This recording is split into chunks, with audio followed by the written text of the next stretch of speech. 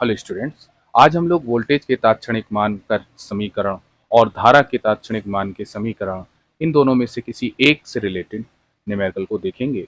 इस न्यूमेरिकल में या तो आपसे वोल्टता का तात्क्षणिक मान आपसे पूछेगा या धारा के तात्क्षणिक मान के लिए समीकरण आपसे पूछेगा। तो सबसे पहले तो इसमें ध्यान रखिए कि जो वोल्टता का तात्क्षणिक मान के लिए जो इक्वेशन होता है वो होता है V is equal to V0 sine omega t, तथा धारा का जो तात्क्षणिक मान होगा उसके लिए समीकरण I इक्वल टू हो जाएगा I0 साइन ओमेगा टी। इसमें ध्यान से समझिएगा, ओमेगा जो होता है उसकी वैल्यू होती है 2 पाई एफ। ओमेगा की जो वैल्यू होती है वो 2 पाई एफ। इसी तरह से इस इक्वेशन में जो I0 है धारा का शिखर मान है और ओमेगा की जो वैल्यू होगी इसमें भी वो भी 2 पाई एफ होगी। एफ क्या है? एफ होती है आवृत्ति। एफ आवृत्ति कहते हैं, एफ को आवृत्ति कहते हैं, फ्रीक्वेंसी।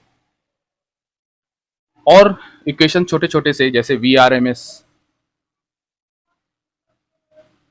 एक फार्मूला ये देख लीजिए, V R M S equal to V0 upon √2 और I R M S I0 upon √2।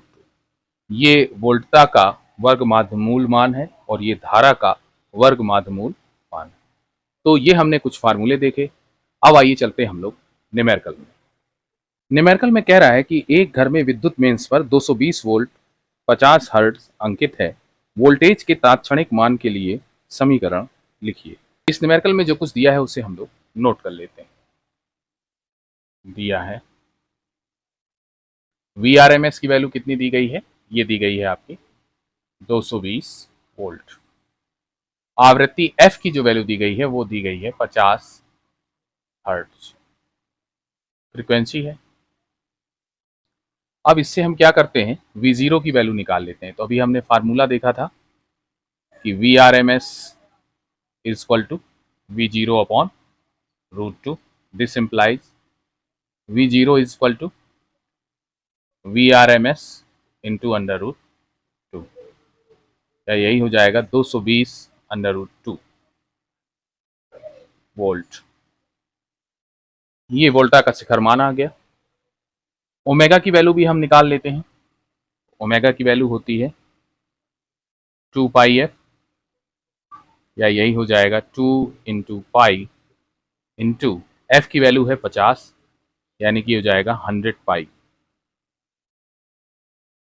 अब वोल्टा के जो समीकरण है वो हमें मालूम है कि तात्क्षणिक वोल्टता का समीकरण ये होता है V equal to V0 sine omega t. V0 और ओमेगा की वैल्यू यहाँ से पुट कर दीजिए तो हमें मिल जाएगा 220 √2 साइन 100 पाई टी।